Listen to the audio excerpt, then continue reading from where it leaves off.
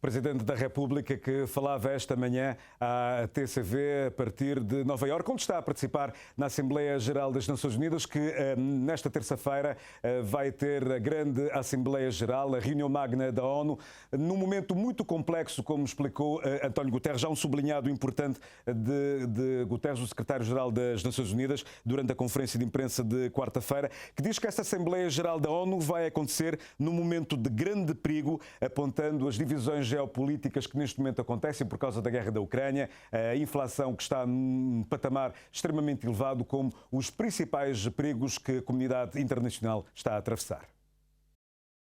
O momento de destaque da Assembleia Geral da ONU 2022 acontece na próxima terça-feira, quando os chefes de Estado e Governo de todo o mundo apresentam seus discursos perante este órgão deliberativo.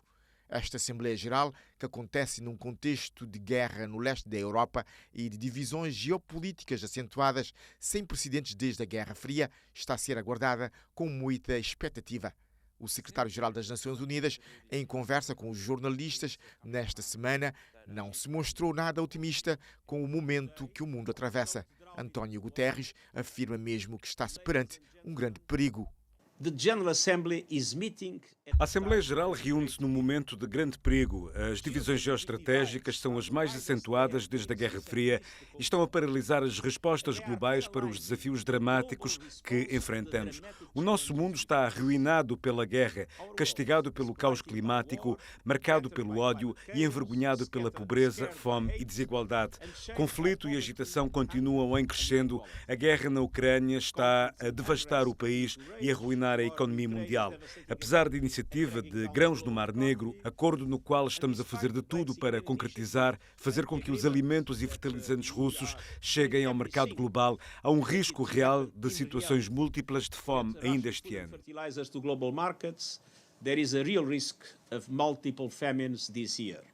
O secretário-geral da ONU iniciou a conversa com os jornalistas apontando o exemplo da catástrofe natural no Paquistão, realçando a ameaça real da crise climática, uma crise provocada por países mais desenvolvidos e com consequências nefastas para as nações mais vulneráveis. O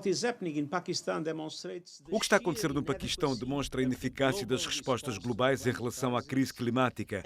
Uma traição, uma injustiça em sua essência, seja no Paquistão, no Corno de África, no Sahel, nos pequenos estados insulares e nos países menos desenvolvidos. O mundo mais vulnerável, que não fez nada para provocar esta crise, está a pagar um preço terrível por décadas de intransigência da parte dos grandes emissores.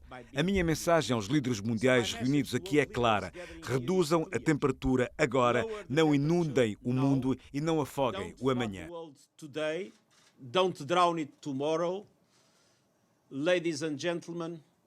Questões relativas à África levantadas por uma jornalista portuguesa em referência às declarações do secretário-geral da ONU de que a maioria dos países em desenvolvimento está perante uma tempestade perfeita.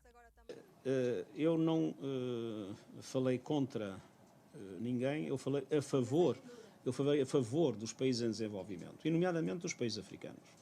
Os países africanos estão, muitos países em desenvolvimento, a maioria deles no mundo, está, como eu dizia há pouco, face a uma tempestade perfeita.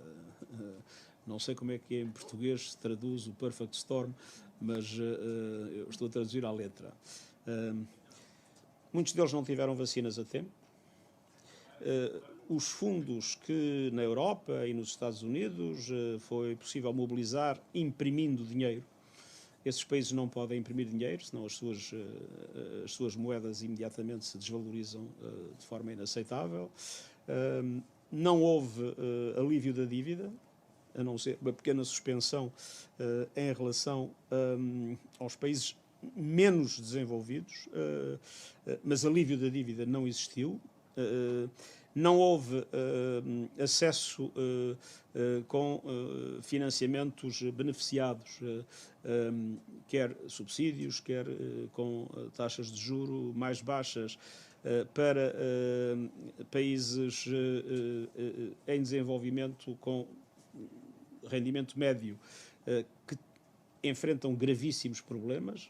Vejam-se as pequenas ilhas que tinham no turismo a sua receita fundamental e não tiveram receitas durante 2 anos, e têm o impacto das alterações climáticas e têm o impacto dos altos preços de energia de que são inteiramente dependentes e da alimentação.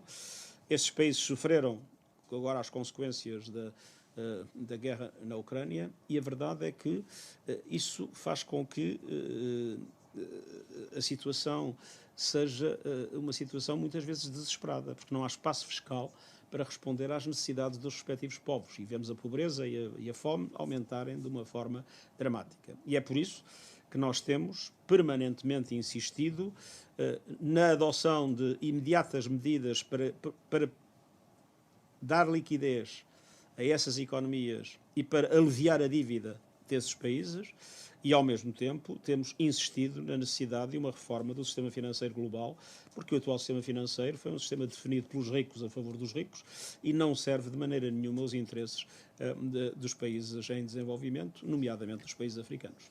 A guerra na Ucrânia, esta não tem um fim à vista. António Guterres não esconde o pessimismo em relação a este conflito iniciado pela Rússia.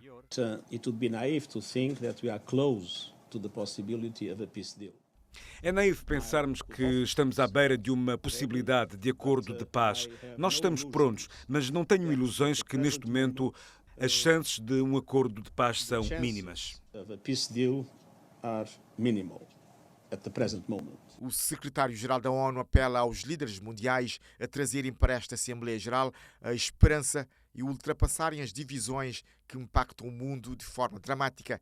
Esperança que só se alcança com diálogo e debate, que são o coração pulsante das Nações Unidas.